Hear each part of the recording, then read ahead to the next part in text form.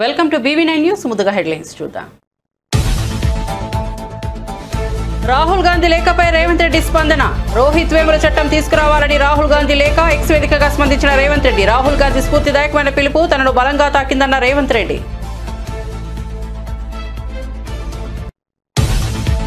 కేంద్ర మంత్రి సిఆర్ పాటిల్తో సమావేశమైన ముఖ్యమంత్రి చంద్రబాబు. సమావేశంలో పాల్గొన్న కేంద్ర మంత్రులు రామ్మోహన్ నాయుడు, పెమ్మసాని చంద్రశేఖర్, ఎంపీలు. ఢిల్లీలో కేంద్ర మంత్రి పాటిల్తో భేటీ అయిన సీఎం చంద్రబాబు.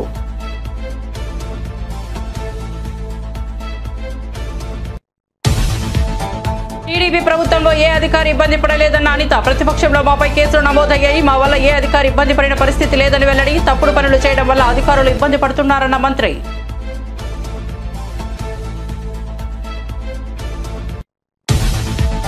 ప్రభుత్వం చిత్ర పరిశ్రమను ప్రోత్సహిస్తోందన్న భట్టి.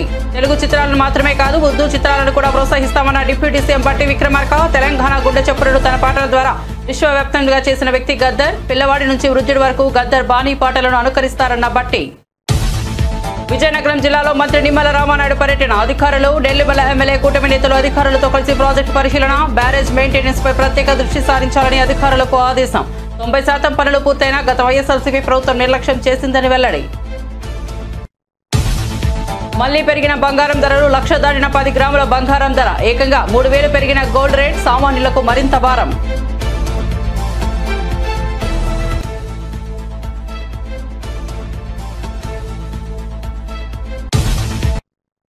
ఇక వార్త వివరాల్లోకి వెళ్తే తెలంగాణ ఇంటర్మీడియట్ బోర్డు ఫలితాలు విడుదలయ్యాయి. డిప్యూటీ సీఎం భట్టి విక్రమార్క ఫలితాలను విడుదల చేశారు.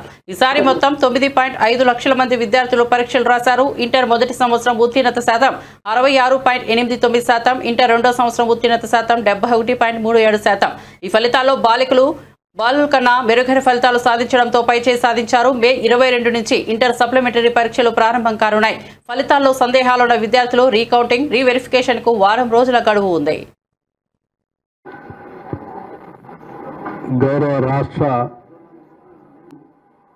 నా ద్వారా రాష్ట్ర ప్రజలకి ఈ సందేశాన్ని ఇవ్వవలసిందిగా కూడా ప్రత్యేకంగా చెప్పారు.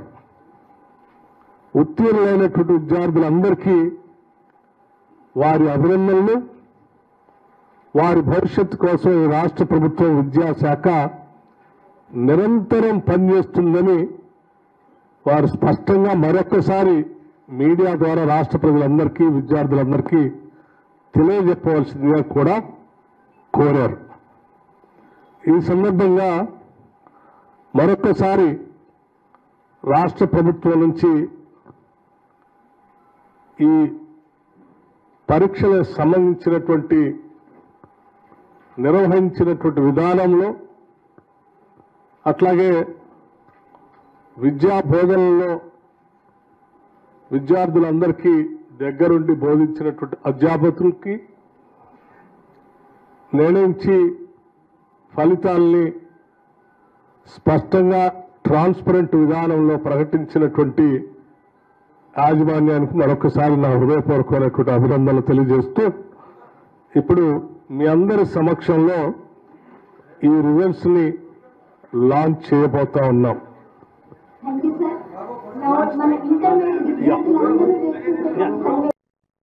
ప్రతిపక్షంలో ఉన్నప్పుడు తమపై కూడా అనేక కేసులు నమోదైనప్పటికీ ఏ అధికారిని ఇబ్బంది పెట్టినా చరిత్ర తాము కలిగి లేమని హోంమంత్రి వంకలపూడి అనిత స్పష్టం చేశారు.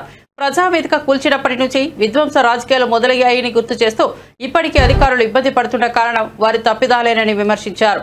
అధికారులతో తప్పులు చేయించి వారినే ఇబ్బంది పెట్టడం ఏమిటని ప్రశ్నించారు.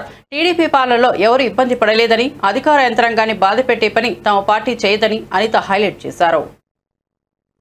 అదే విధంగా రాబోయే మాన్సూన్ కి సంబంధించి ఏదైనా సైక్లోన్ వచ్చినా, ఫ్లడ్ వచ్చినా కూడా ఎలాగ మనం ప్రిపేర్డ్ గా ఉండాలని చెప్పి లైనింగ్ డిపార్ట్మెంట్ అందరితోని కూడా ఈ రోజు ఒక రివ్యూ ఏర్పాటు చేసుకోవడం జరిగింది. కొన్ని చోట్ల డ్రైన్ సిస్టమ్ లోని ఈ వాటర్ పైప్ లైన్స్ అనేవి కొన్ని చోట్ల మేము కూడా ఐడెంటిఫై చేయడం జరిగింది. ఇలాంటివి ఎక్కడ రాకుండా, వాటర్ కంటామినేషన్ అవ్వకుండా కూడా ఫర్దర్ గా ఎటువంటి ఇబ్బందులు రాకుండా చూసుకునే బాధ్యత తీసుకోమని అన్ని డిపార్ట్మెంట్స్ కి కూడా చెప్పడం జరిగింది. Health department, agriculture department, RWS, irrigation, everything. Irrigation department వాళ్ళకి కూడా బండ్ స్ట్రెంగ్స్ ఎలా ఉన్నాయి, ఆ బండ్ స్ట్రెంగ్ చేయాలి చేయాలి అనుకుంటే ఇంకా ఎస్టిమేషన్స్ ఎలా అవుతాయి? ఎట్టి పరిస్థితుల్లోని బండ్ స్ట్రెంత్ కి సంబంధించిన ఒక ఓవరాల్ రిపోర్ట్ కూడా మాకు మే 2nd వీక్ కల్లా కావాలని చెప్పుకున్నాం. దీనికి సంబంధించి ఇరిగేషన్ డిపార్ట్మెంట్, ఇరిగేషన్ మంత్రి గారితో కూడా సెపరేట్ గా ఒక మీటింగ్ అరేంజ్ చేసుకుని జయలక్ష్మి గారు మేము కూడా ఫర్దర్ గా బుడమేరు లాంటి ఎక్స్పీరియన్సెస్ ఎట్టి పరిస్థితులు రాకూడదు. దీనికి కూడా ప్రధాన కారణం కూడా మీకు తెలుసు, లాస్ట్ 5 years ఇరిగేషన్ డిపార్ట్మెంట్ ని మూలన కూర్చోబెట్టిన కారణంగా బండ్స్ కూడా స్ట్రెంథనింగ్ ఎక్కడ ఎలా ఉన్నాయన్నది కూడా డిపార్ట్మెంట్ వాళ్ళకి తెలియని పరిస్థితి అయిపోయింది. దాని కారణంగానే లాస్ట్ బుడమేరు సిచ్యువేషన్ కూడా మనం 20 రోజులు ప్రత్యక్షంగా చూసినా ఒక 3-4 నెలలు పరోక్షంగా ఇబ్బందులు పడిన పరిస్థితి కూడా కనిపించింది. గౌరవ ముఖ్యమంత్రి గారు నారా చంద్రబాబు నాయుడు గారి తాలూకా ముఖ్య ఉద్దేశం కూడా ఏంటంటే ఎట్టి పరిస్థితుల్లోని ఏ డిజాస్టర్ వచ్చినా కూడా హ్యూమన్ లాస్ ఉండకూడదు, క్యాటిల్ లాస్ ఉండకూడదు అన్నది ఒక స్లోగన్ గా తీసుకొని మేము ఈ రోజు ముందుకు పనిచేస్తున్నాం. గ్రౌండ్ ఈ రోజు వాళ్ళు ఇబ్బందులు పడుతున్నారు, తీరా తప్పు చేయించి ఈ రోజు వాళ్ళు ఇబ్బందులు పడే పరిస్థితి వచ్చినప్పుడు ఈ రోజు వచ్చి మీరేమో వాళ్ళ తాలూకా సిన్సియారిటీని, వాళ్ళ తాలూకా క్యారెక్టర్ గురించి మీరు మాట్లాడుతూ ఉంటే మాకు కొంచెం ఇబ్బందిగా అనిపిస్తుంది. ఆవిడని ఇంతకు ముందు ఏదో ఇబ్బంది పెట్టారని చెప్పేసి ఒక లేడీ బయటకు వచ్చి ఎక్కడో పక్క రాష్ట్రం నుంచి మన పోలీస్ డిపార్ట్మెంట్ మీద నమ్మకంతో, ఈరోజు ఎన్డీఏ గవర్నమెంట్ మీద నమ్మకంతో ఆ రోజు వచ్చి మనకు ఒక కంప్లైంట్ ఇచ్చిన తర్వాత దాని మీద విచారణ జరిగిన తర్వాత ఆ విచారణ నేపథ్యంలో కొంతమంది ఐపీఎస్ ఆఫీసర్స్ అందులో ఇన్వాల్వ్ అయ్యారని సంగతి తెలిసి వాళ్ళందరినీ కూడా కేసులు పెట్టి సస్పెండ్ చేయడం జరిగింది. అందులో భాగంగానే విద్యాసాగర్ అన్నవాడు కూడా అరెస్ట్ చేసి ఆ రోజు పెట్టుకోవడం జరిగింది. ఓవరాల్ గా 7A1 నుంచి A7 వరకు ఉన్నారు. చాలా మంది వాళ్ళు తప్పు చేయలేదని ఫీలింగ్ ఉంటే ఎందుకు యాంటిసిపేటరీ బెయిల్ తెచ్చుకుంటారు? అందులో చాలా మంది యాంటిసిపేటరీ బెయిల్ కూడా తెచ్చుకుని ఉన్నారు. ఈ రోజు ఎవరైతే మాజీ ఇంటెలిజెన్స్ చీఫ్ ఎవరైతే ఉన్నారో ఆంజనేయులు గారు, ఆ విషయంలోనే ఈ రోజు అతన్ని కూడా అరెస్ట్ చేయడం జరిగింది. సో మేమంతా పారదర్శకంగా వెళ్తున్నాం. మాకు ఎవిడెన్స్ లేకుండా డిపార్ట్మెంట్ వాళ్ళు ఏ చర్యలకి ముందుకు వెళ్లరు. ఈ విషయం ఏంటంటే విచారణకి మాత్రం అందరూ కూడా సహకరించాల్సిందిగా కోరుకుంటున్నాం.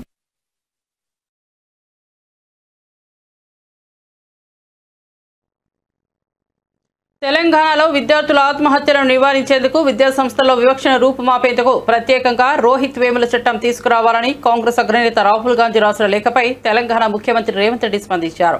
ఈ మేరకు పార్టీ అగ్రనేత రాసిన లేఖను ముఖ్యమంత్రి సోషల్ మీడియా ఎక్స్ వేదికగా పంచుకున్నారు. రాష్ట్రంలో యువతకు భద్రత కల్పించే దిశగా చట్టం అవసరమని రాహుల్ గాంధీ అభిప్రాయపడ్డారు. రోహిత్ వేముల, పాయల్ తాడ్వి, దర్శన్ సోలంకి వంటి ఎంతో ఉజ్వల భవిష్యత్తు కలిగిన యువకులు అర్ధాంతరంగా తనువు చాలించడం దురదృష్టకరమని రాహుల్ గాంధీ తన లేఖలో ఆవేదన వ్యక్తం చేశారు. ఇలాంటి విషాద ఘటనలు పునరావృతం కాకుండా చూడాల్సిన బాధ్యత ప్రభుత్వంపై ఉందని పేర్కొన్నారు. ఢిల్లీ పర్యటనలో భాగంగా ఆంధ్రప్రదేశ్ సీఎం చంద్రబాబు నాయుడు కేంద్ర జలశక్తి మంత్రి సిఆర్ పాటిల్ను సమావేశమయ్యారు. ఈ సమావేశంలో కేంద్ర మంత్రులు రామ్మోహన్ నాయుడు, పెమ్మసాని చంద్రశేఖర్తో పాటు ఎంపీలు పాల్గొన్నారు. రాష్ట్రాన్ని కరువు రహితంగా మారుస్తుందన్న లక్ష్యంతో పోలవరం బనకచెర్ల లింక్ ప్రాజెక్టుపై ప్రధానంగా చర్చించారు. ఈ ప్రాజెక్టు ద్వారా వరద కాలంలో 200 టీఎంసీల నీటిని బనకచెర్లకు మళ్లించగలిగామని సీఎం వెల్లడించారు. తద్వారా 80 లక్షల మందికి త్రాగునీరు, 3 లక్షల హెక్టార్లకు సాగునీరు, పరిశ్రమలకు 20 టీఎంసీల నీరు అందించే అవకాశం ఉందని వివరించారు. ఈ ప్రాజెక్టు అమలుకు కేంద్రం సహకారం అత్యంత అవసరమని చంద్రబాబు స్పష్టం చేశారు. తెలంగాణ ప్రభుత్వం చిత్ర పరిశ్రమను పూర్తిగా ప్రోత్సహిస్తోందని డిప్యూటీ సీఎం బట్టి విక్రమార్క తెలిపారు. తెలుగు సినిమాలతో పాటు ఉర్దూ సినిమాలకు కూడా ప్రోత్సాహం అందిస్తామని చెప్పారు. తెలంగాణ గుండె చెప్పుడును ప్రపంచానికి వినిపించిన గొప్ప వ్యక్తి గద్దర్ అని కొనియాడారు. గద్దర్ పాటలు చిన్నపిల్లల నుంచి వృద్ధుల వరకు అందరినీ ప్రభావితం చేశాయని ప్రశంసించారు. దీనికి చాలా కారణాలు కూడా ఉన్నాయి. గద్దర్ తెలంగాణ చలనచిత్ర అవార్డులు అనంటే తెలంగాణ సంస్కృతి, తెలంగాణ గుండె చప్పుడిని తన కళల ద్వారా విశ్వవ్యాప్తం చేసినటువంటి మహానుభావుడు గద్దర్.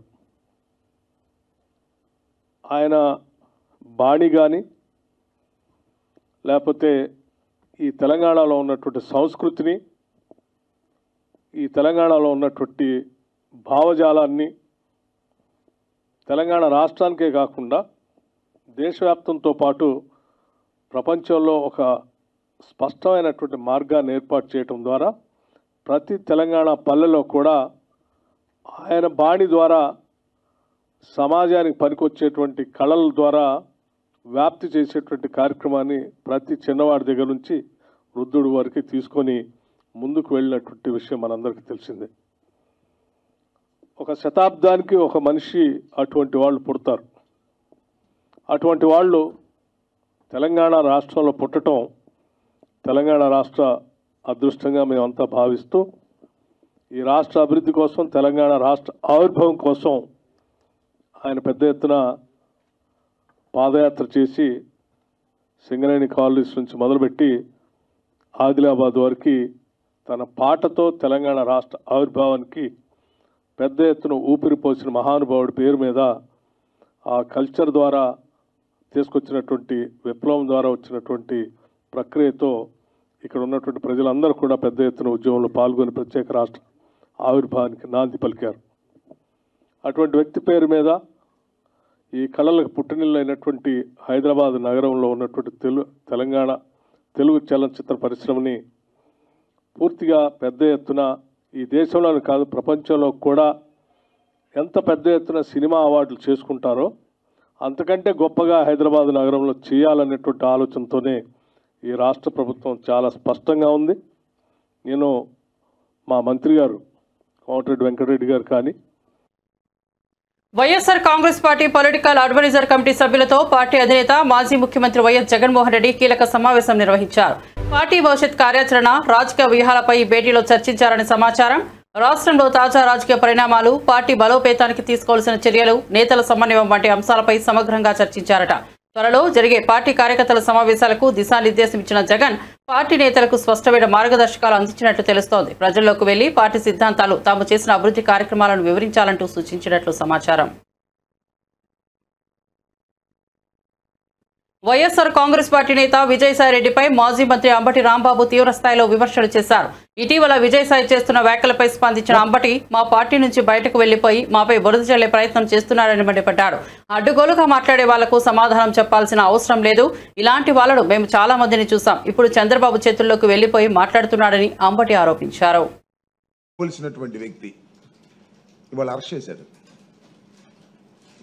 తీసుకొస్తున్నారు ఏమిటి దారుణం నేను అడుగుతా ఉన్నా. ఎందుకు అరెస్ట్ చేశారు? జత్వాని అనే ఒక మహిళని అరెస్ట్ చేశారని, కొట్టారనో తిట్టారనో ఏదో చేశారని కాదు, డ్యూటీలో ఉండి అరెస్ట్ చేశారని 3 అధికారుల మీద కేసు పెట్టారు.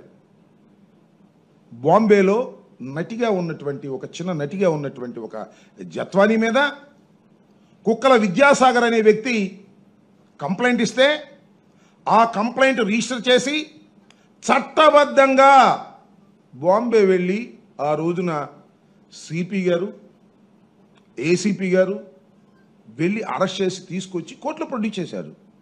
కోర్టు రిమాండ్ ఇచ్చింది. రిమాండ్ తర్వాత బెయిల్ తీసుకు వెళ్ళారు. అంత చట్ట ప్రకారం జరిగినటువంటి అంశం. దానిలో ఇవాళ కేసు పెట్టారండి. వాళ్ళిద్దరి మీద కూడా కేసు పెట్టారు. విద్యాసాగర్ని అరెస్ట్ చేశారు, ఆయన బెయిల్ వచ్చేసింది. కాంతిలాల్ టాటా సిపి, ఆయనకి బెయిల్ వచ్చేసింది, యాంటిసిపేటరీ బెయిల్. విశాల్ గున్ని మనకు ఎస్పీగా చేశారు గుంటూరుకి, ఉమ్మడి గుంటూరు జిల్లాకి, ఆయన కూడా యాంటిసిపేటరీ బెయిల్ వచ్చేసింది. ఆ రోజున ఇంటెలిజెన్స్ చీఫ్గా పిఎస్ఆర్ ఆంజనేయులు గారు పనిచేస్తున్నారు. ఆయన కోర్టుకి వెళ్ళా, బెయిల్ తెచ్చుకోవాలా. బహుశా అరెస్ట్ చేయాలనుకున్నారో లేదా చట్ట ప్రకారంగా చేయాలనుకున్నాడో యాంటిసిపేటరీ బెయిల్కి వెళ్ళా. ఇవాళ తీసుకొచ్చి అరెస్ట్ చేశారు. ఇప్పుడు దాకా అరెస్ట్ చేయలే. హైదరాబాద్లో వెళ్ళి అరెస్ట్ చేసి తీసుకొచ్చి మరి బహుశా కోర్టులో ప్రొడ్యూస్ చేస్తారు. ఆయన నాకు బాగా గుర్తు, గుంటూరులో ఎస్పీగా పనిచేసినప్పుడు గుంటూరులో రౌడీలు గడగడలాడిపోయారు. ముఖ్యమంత్రులు ఇచ్చారు. అంత ఉద్యోగాలు మూల్యం ఏ రూపం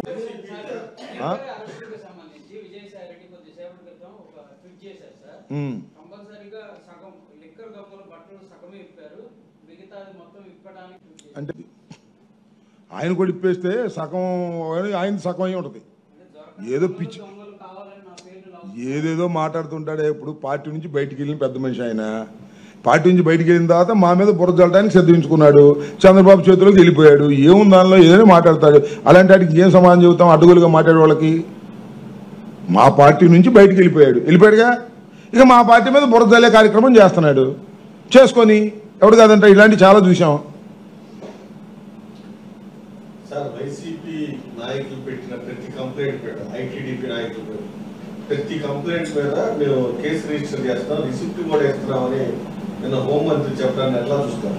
నా కేసే ఉందిగా. నేను 5 కంప్లైంట్లు ఇచ్చా. ఒక్కటి రిజిస్టర్ చేయలే, ఒక్కటి కోర్టుకు వెళ్ళి. హైదరాబాద్ స్థానిక సంస్థల ఎమ్మెల్సీ ఎన్నికల ప్రచారంలో బీజేపీ నేత బండి సంజయ్ హిందుత్వ వ్యాఖ్యలపై మంత్రి పొన్నం ప్రభాకర్ తీవ్రంగా మండిపడ్డారు. బీజేపీకి ఓటు వేయకపోతే హిందువు కాడా అనే విధంగా బండి సంజయ్ చేసిన వ్యాఖ్యలు మతపరమైన చిచ్చును రగిలిస్తున్నాయని ఆగ్రహం వ్యక్తం చేశారు. ఈ మేరకు ఆయనపై తక్షణమే చర్యలు తీసుకోవాలని ఎన్నికల కమిషన్కు ఫిర్యాదు చేస్తామని వెల్లడించారు. హిందుత్వవాద బ్యానర్లు కడితే రెచ్చగొట్టి ప్రభావితం చేసేటువంటి ప్రయత్నం చేస్తూ ఉన్నారు. పుట్టుకతో హిందువు, భారతీయ జనతా పార్టీకి ఓటేయకపోతే హిందూ కాదా? భారతీయ జనతా పార్టీకి ఓటేయమని కాంగ్రెస్ పార్టీని అడుగుతూ ఉన్నాడు బండి సంజయ్ గారు. నైతికత ఉండాలి కదా. రాజకీయంగా unlimited rural body or legislation ఎన్నికల్లో అన్ని రాజకీయ పార్టీలు పోటీ చేస్తే ఓట్ల సంఖ్య ఎక్కువ. కానీ హైదరాబాద్ ఎమ్మెల్సీ స్థానిక సంస్థల ఎన్నికలకు మొత్తం ఓట్లే 112. ఆ 112 ఓట్లల్లో బీఆర్ఎస్కి 24, బీజేపీకి 24 మొత్తం కలిస్తే కూడా వాళ్ళ మెజారిటీ రాదు. 50 ఎంఐఎం ఉన్నాయి, కాంగ్రెస్ 14 ఉన్నాయి. ఈ విధంగా ఉన్నటువంటి ఓటింగ్ ప్యాటర్న్లా 50 ఓట్ల అబ్సల్యూట్ మెజారిటీతో ఉన్నటువంటి ఎంఐఎం గెలుస్తుంటే 24 ఓట్లున్న బీజేపీ పోటీ చేస్తూ హిందువులైన వాళ్ళు ఓట్లు వేయాలని రెచ్చగొడితే ఏమర్థం ఉన్నది? దీనిలో టీఆర్ఎస్ పార్టీ ఓటు బహిష్కరించింది. కాంగ్రెస్ పార్టీకి ప్రజాస్వామ్యం మీద విశ్వాసం ఉన్నది. భారతీయ జనతా పార్టీకి ఓటేయం. ఎట్టి పరిస్థితులలో ఎంఐఎంకి వేస్తామా ఏమా, ఓటు కాడుకో ఏం చేస్తామో అన్న నిర్ణయం బరాబర్ కాంగ్రెస్ పార్టీ ఓటింగ్లో పాల్గొంటుంది.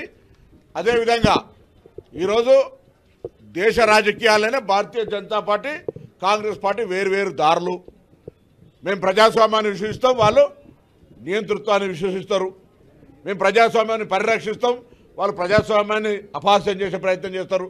నిన్న వాళ్ళ భారతీయ జనతా పార్టీ ఎంపీ నిషికాంత్ దుబే రాజ్యాంగం పట్ల, వ్యవస్థల పట్ల, సుప్రీంకోర్టు పట్ల మాట్లాడితే భారతీయ జనతా పార్టీ అధ్యక్షుడు నడ్డా గారు ఖండించారు. నిజంగా ఆ అంశాల పట్ల మీ పార్టీ కన్సర్న్ ఉంటే ఫస్ట్ సస్పెండ్ చేయండి, ఆయన పార్టీ నుంచి బహిష్కరించండి. బీజేపీ నిజాయితీ నిరూపించుకోండి. ఒకవైపు మీరే రెచ్చగొడతారు, మళ్ళీ మీరే వారిని సమర్థించినట్టు రక్షించే కాపాడే ప్రయత్నం చేస్తారు. This is unfortunate. అందుకే కాంగ్రెస్ దేశవ్యాప్తంగా జై బాపు, జై భీమ్, జై సంవిధాన్ పేరు మీద కార్యక్రమాలు జరుపుతుంది. ఎందుకు జరుపుతుంది? రాజ్యాంగాన్ని పరిరక్షించుకోవడానికి. ఇక్కడ కూడా కేంద్ర మంత్రి బండి సంజయ్ గారు అంటూ ఉన్నారు, స్థానిక సంస్థల ఎన్నికలైతే నిజంగా హిందువులైతే భారతీయ జనతా పార్టీ కోటేమని ఇంత బహిరంగ అడిగితే ఎలక్షన్ కమిషన్ ఎందుకు మౌనంగా ఉందో అర్థమవుతలేదు. అందుకే నేను మళ్ళొక్కసారి ఎలక్షన్ కమిషన్ కూడా ఫిర్యాదు చేస్తూ ఉన్నాం. బండి సంజయ్ గారి వ్యాఖ్యలు కానీ, లేదా ఇక్కడ జరుగుతున్నటువంటి బ్యానర్లు కట్టడం కానీ, ఎన్నికల హైదరాబాద్ ఎమ్మెల్సీకి సంబంధించిన ఎన్నికల కోడ్ ఉన్నటువంటి సందర్భంలో జరుగుతున్నటువంటి మతపరమైన ప్రేరేపిత అంశాల పట్ల జాగ్రత్తగా వ్యవహారం చేయాల్సిన అవసరం ఉందనే మాట ఈ సందర్భంగా తెలియజేస్తూ, స్పష్టమైన మెజారిటీ 112 ఓట్లు టీఆర్ఎస్. ఆంజనేయుల అరెస్టుపై మాజీ మంత్రి రోజా తీవ్రంగా స్పందించారు. తప్పు చేయని ఐపీఎస్ అధికారి పీఎస్ఆర్ ఆంజనేయులను అరెస్ట్ చేయడం అన్యాయమని పేర్కొన్నారు. రెడ్ బుక్ ను నెపంగా రాజ్యాంగాన్ని విస్మరించిన పోలీసులపై త్వరలోనే బుద్ధి చెప్పే రోజులు వస్తాయని హెచ్చరించారు. కూటమి ప్రభుత్వం ఎంత దిగజారిందో ఇదే నిదర్శనమని, ప్రజాస్వామ్యాన్ని అణిచివేయాలని కుట్రపూరిత చర్యల్ని తిప్పుకొట్టేందుకు ప్రజలు సిద్ధంగా ఉన్నారని అన్నారు. తప్పుడు కేసులతో ప్రతిష్టలపై దాడి చేయడం బాధాకరమని ఆమె ఆరోపించారు. ప్రభుత్వం అసలైన నేరస్తులను వదిలేసి నిర్దోషులపై చర్యలు తీసుకోవడం దారుణమని ఆమె విమర్శలు గుప్పించారు. ఇవన్నీ ఒక ఎత్తైతే ఈరోజు రాష్ట్రంలో అవినీతి ఎంత విచ్చలవిడిగా జరుగుతుందో అందరూ కళ్ళారా చూస్తున్నారు. అది ఇసుక కానీ, అది మైనింగ్ కానీ, ల్యాండ్స్ కానీ, ఇది ఎంత సిగ్గుచేటో ఒకసారి అందరూ కూడా ఆలోచించాలి. ఈరోజు ఇంటెలిజెన్స్ చీఫ్గా పనిచేసిన పిఎస్ఆర్ ఆంజనేయులు గారిని అరెస్ట్ చేసి తీసుకురావడం చూస్తుంటే డైవర్షన్, డర్టీ పాలిటిక్స్కి పరాకాష్ట. అంటే ఈ కూటమి ప్రభుత్వం ఎంత దిగజారిపోయిందో ఇక్కడ స్పష్టంగా అర్థమవుతుంది. పోలీసులు గుర్తుపెట్టుకోవాలి, ఈరోజు లోకేష్ చంద్రబాబు నాయుడు మాటలు విని రెడ్ బుక్ రాజ్యాంగాన్ని అమలు చేస్తున్న పోలీస్ ఆఫీసర్స్ ఇది మీరు అర్థం చేసుకోవాలి. తప్పు చేయని ఆంజనేయులు గారిని ఈ విధంగా అరెస్ట్ చేసి ఆయన్ని హ్యూమిలేట్ చేస్తూ అవమానపరుస్తుంటే, తప్పు చేసిన మిమ్మల్ని చట్టం ముందు నిలబెట్టి మీకు బుద్ధి చెప్పే రోజు దగ్గరలో ఉంది. కాబట్టి అలాంటి తప్పులు చేయకుండా మీ పని మీరు కరెక్ట్గా చేయమని కూడా ఈ సందర్భంగా తెలియజేసుకుంటున్నాను. ఎందుకంటే ఏదో కిరీటం పెట్టేస్తారు చంద్రబాబు నాయుడు, లోకేష్ అని చెప్పి చాలా చోట్ల పోలీసులు పెద్ద స్థాయి నుంచి కింద స్థాయి వరకు అందరూ కూడా వన్ సైడ్గా తప్పుడు సాక్ష్యాల్ని సృష్టించి తప్పుడు కేసులు పెట్టి ఏ విధంగా అరెస్ట్ చేసి పైశాచిక ఆనందం పొందుతున్నారో వాళ్ళందరినీ కూడా హెచ్చరిస్తున్నా. భవిష్యత్తులో మళ్ళీ కూటమి ప్రభుత్వం వచ్చే అవకాశం లేదు. ప్రజలు ఇప్పటికే మేల్కొన్నారు. ఈ కూటమి ప్రభుత్వం వల్ల వాళ్ళు సర్వనాశనమైన విషయాన్ని వాళ్ళు గుర్తించారు. జగన్మోహన్ రెడ్డి గారి ప్రభుత్వంలో పేదలు ప్రశాంతంగా బ్రతికిన విధానం గుర్తుపెట్టుకొని మళ్ళీ జగనన్న కోసం ఎదురు చూస్తున్నారు. జగనన్న ముఖ్యమంత్రి అయిన వెంటనే తప్పు చేసిన వాడు ఎవరైనా వదిలిపెట్టేది లేదు. న్యాయస్థానం ముందు నిలబెట్టి వాళ్ళందరినీ కూడా జైలుకు పంపిస్తామని కూడా హెచ్చరిస్తున్నాం. అండ్ ఈరోజు మీరు చూస్తే ఎంత విచిత్రంగా తయారైందంటే చంద్రబాబు నాయుడు నైజం. ఆయన తప్పు చేస్తాడు, సాక్ష్యాధారాలతో సంతకం పెట్టి దొరికిపోతాడు. డొల్ల కంపెనీల్లో కంపెనీ అనేదే ఉండదు, కొత్తగా ఒకటి సృష్టించి దాంట్లో డబ్బులు ట్రాన్స్ఫర్ చేసి దాన్ని ఎలా వాళ్ళ అకౌంట్లోకి తెచ్చారో అన్నీ కూడా క్లియర్ కట్గా దొరికిపోయాయి. స్కిల్ డెవలప్మెంట్ అదే వైఎస్ఆర్ గారు కానీ జగన్. యాదాద్రి భువనగిరి జిల్లా వలిగొండ మండల కేంద్రంలో భూభారతి చట్టంపై అవగాహన సదస్సు నిర్వహించారు. ఈ కార్యక్రమంలో రాష్ట్ర మంత్రి పొంగులేటి శ్రీనివాసరెడ్డి, భువనగిరి ఎంపీ చామల కిరణ్ కుమార్ రెడ్డి, ఆ ప్రాంత ఎమ్మెల్యే కుంభం అనిల్ కుమార్ పాల్గొన్నారు. భూ సమస్యల పరిష్కారానికి భూభారతి చట్టం ఎంత కీలకమో ప్రజలకు వివరించారు. ధరణి లోపాల వల్ల నష్టపోయిన వారికి న్యాయం చేయడమే ఈ చట్టం ఉద్దేశమని చెప్పారు. గ్రామస్తులు, రైతులు పెద్ద సంఖ్యలో హాజరై తమ సందేహాలను అధికారులు, ప్రజాప్రతినిధులతో చర్చించారు. భవిష్యత్తులో భూ వివాదాలు తలెత్తకుండా ఈ చట్టం ఉపయోగపడుతుందని నేతలు స్పష్టం చేశారు.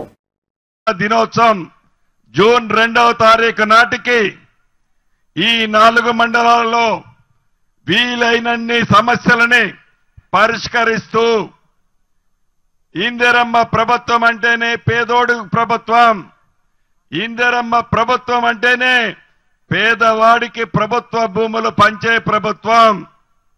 ఈ ఇందిరమ్మ ప్రభుత్వంలో ఏ గ్రామంలోనైనా పట్టాలు ఇవ్వకుండా ప్రభుత్వ భూములుంటే సాగు చేసుకునేవారు అర్హులైతే వారికి ఇందిరమ్మ పట్టాలిచ్చే కార్యక్రమాన్ని కూడా ఈ చట్టంలో పొందుపరచబడింది. అంతేకాదు మే 1వ తారీఖు నుంచి రాష్ట్ర వ్యాప్తంగా మిగిలిన 28 మండలాలలో ప్రతి 28 జిల్లాలలో ప్రతి జిల్లాకి ఒక మండలాన్ని పైలట్ మండలంగా తీసుకుంటాం. ఈ మండలాలలో నుంచి వచ్చే సూచనల ఆధారంగా అవసరమైతే చట్టములో ఉన్న నియమ నిబంధనలని చిన్న చిన్న కరెక్షన్స్ ఉన్నా చేయటానికి మన ఇందిరమ్మ ప్రభుత్వానికి ఏ రకమైన భేషజం లేదు. ప్రజలకి ఉపయోగకరమైన చట్టం తేవాలన్నది ఏకైక లక్ష్యం తప్ప మన ఇందిరమ్మ ప్రభుత్వానికి ఏదో చట్టం చేశాం అది ప్రజల మీద రుద్దుతాం, ప్రజల అభిప్రాయానికి భిన్నంగా చట్టాన్ని చెయ్యము అని కూడా ఈ వేదిక ద్వారా మరొక్కసారి తెలియజేస్తున్నాను. ఈ చట్టం వల్ల ఉపయోగాలు 1-2 చెప్తాను, మిగిలిన అన్ని కలెక్టర్ గారు మిగతా మిత్రులు చెప్పారు. మొదటిది సాదా బైనామాలు. అవతరణ దినోత్సవం జూన్ 2వ తారీఖు నాటికి ఈ 4 మండలాలలో విజయనగరం జిల్లాలో మంత్రి నిమ్మల రామానాయుడు పర్యటించారు. నెల్లిమర్ల నియోజకవర్గంలో ఉన్న తారకరామ తీర్థసాగర్ ప్రాజెక్టును ఆయన సందర్శించారు. ఈ కార్యక్రమంలో నెల్లిమర్ల ఎమ్మెల్యే కూటమి నేతలు, జిల్లా అధికారులు కూడా పాల్గొన్నారు. ప్రాజెక్టు నిర్మాణంలో మిగిలిన పనులను పరిశీలించిన మంత్రి బ్యారేజ్ మెయింటెనెన్స్ పై అధికారులకు స్పష్టమైన ఆదేశాలు జారీ చేశారు. 90% పనులు పూర్తయిన ఈ ప్రాజెక్టును గత వైఎస్ఆర్సీపీ ప్రభుత్వం నిర్లక్ష్యంగా వదిలేసిందని ఆయన విమర్శించారు. పునరావాసం కోసం 176 కోట్లు విడుదల చేయాల్సిన అవసరం ఉందని తెలిపారు. విజయనగరం పట్టణానికి భోగాపురం ఎయిర్పోర్టుకు త్రాగునీరు, ఇతర అవసరాలకు ఈ ప్రాజెక్టు కీలకంగా మారనుందని నిమ్మల అన్నారు.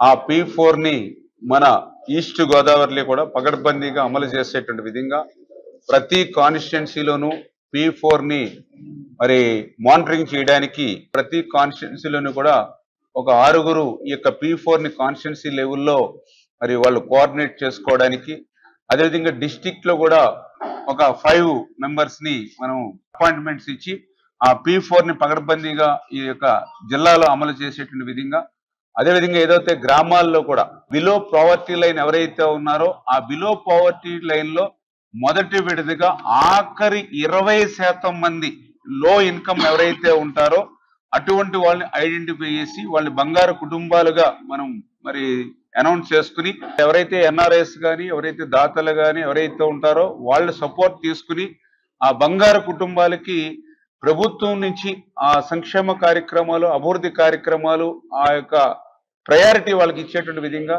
అదేవిధంగా ఆ కుటుంబాల్లో ఇతరత్ర అంటే చాలా ఫ్యామిలీస్ ఎడ్యుకేటెడ్ గా పిల్లల్ని చదివించకపోవడం, లేకపోతే కొన్ని ఏదైతే డిస్సాటిస్ఫాక్షన్ ఏవైతే ఉంటాయో వాటిని కూడా సరిదిద్ది ఆ కుటుంబాలను కూడా ప్రయోజనాత్మకంగా చేసేటువంటి విధంగా తీర్చిదిద్దాలనేటువంటి P4 చంద్రబాబు నాయుడు గారు ఆలోచన ఏదైతే ఉందో దానికి అనుగుణంగా జిల్లాలో ద ఫస్ట్ ప్రయారిటీ దానికి ఇచ్చి ఆ 2047 విజన్ ని నెరవేర్చాలని చెప్పేసి మేజర్ గా ఈ రోజు డిఆర్సీ మీటింగ్ లో కూడా డిస్కషన్ చేసి డిసిషన్ తీసుకున్నామనే విషయాన్ని తెలియజేస్తూ ఉన్నా.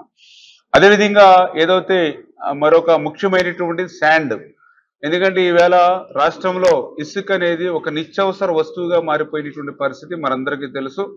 చంద్రబాబు నాయుడు గారు ఒక స్ట్రాంగ్ డిసిషన్, ప్రకృతిలో సహజ సిద్ధంగా లభించేటువంటి ఇసుక ఉచితంగానే ప్రజలకు ఇవ్వాలనే ఆలోచనతో ఉచిత ఇసుక ఏదైతే ప్రవేశపెట్టి ఉపాధి హామీ పథకంలోని పని దినాలను తగ్గించిన కేంద్ర ప్రభుత్వంపై కాంగ్రెస్ ఎమ్మెల్సీ అద్దంకి దయాకర్ తీవ్ర ఆగ్రహం వ్యక్తం చేశారు. కేంద్రంలోని మోదీ ప్రభుత్వం 1.5 కోట్ల పని దినాలను కుదించిందని ఆయన మండిపడ్డారు. ఇలాంటి వివక్ష మంచిది కాదు. ప్రజలకు ఉపాధి కల్పించాల్సిన కేంద్రమే అవకాశం తగ్గిస్తే గ్రామీణ వర్గాలు ఎలా బతుకుతాయని ప్రశ్నించారు. కేంద్రం లక్షల కోట్ల నిధులు ఇస్తోందని ప్రచారం చేస్తున్న కేంద్ర మంత్రులు కిషన్ రెడ్డి, బండి సంజయ్ దీనిపై సమాధానం చెప్పాలన్నారు. వాళ్ళు మిత్రులు చెబుతుంటారు, కానీ వాస్తవానికి వచ్చే వరకు పేదలకు అందించే పథకంలోనే ఇలాంటి వివక్ష.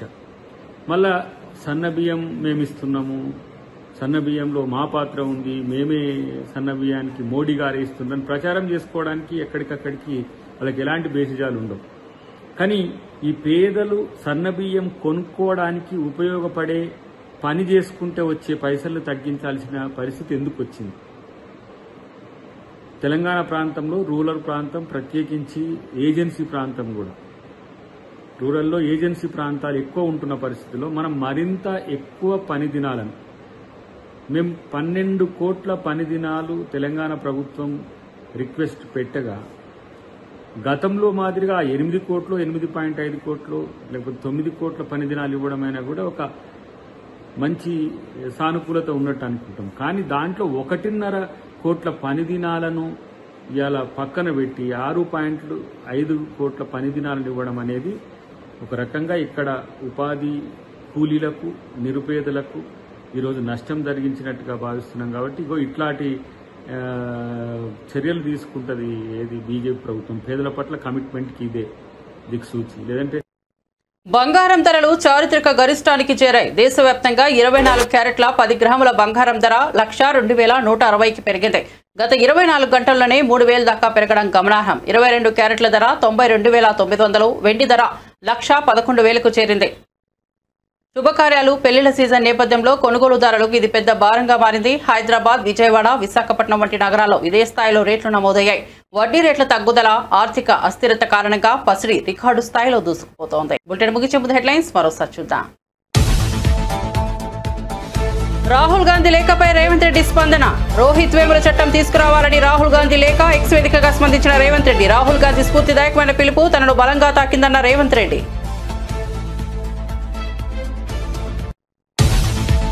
కేంద్ర మంత్రి సిఆర్ పాటిల్తో సమావేశమైన ముఖ్యమంత్రి చంద్రబాబు. సమావేశంలో పాల్గొన్న కేంద్ర మంత్రులు రామ్మోహన్ నాయుడు, పెమ్మసాని చంద్రశేఖర్, ఎంపీలు.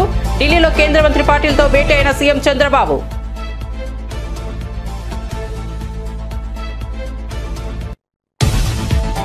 టీడీపీ ప్రభుత్వంలో ఏ అధికారి ఇబ్బంది పడలేదన్న అనిత. ప్రతిపక్షంలో మాపై కేసులు నమోదయ్యాయి, మా వల్ల ఏ అధికారి ఇబ్బంది పడిన పరిస్థితి లేదని వెల్లడి. తప్పుడు పనులు చేయడం వల్ల అధికారులు ఇబ్బంది పడుతున్నారన్న మంత్రి.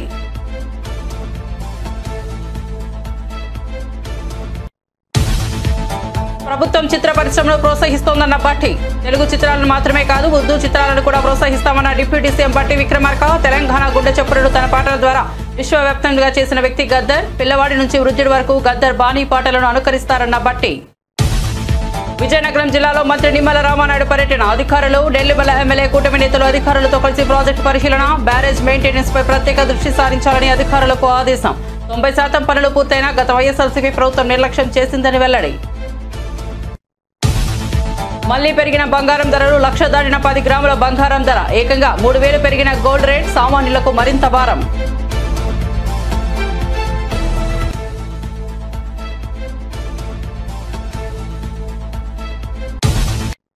ఇవి బులెటిన్ విశేషాలు. చూస్తూనే ఉండండి BB9 న్యూస్.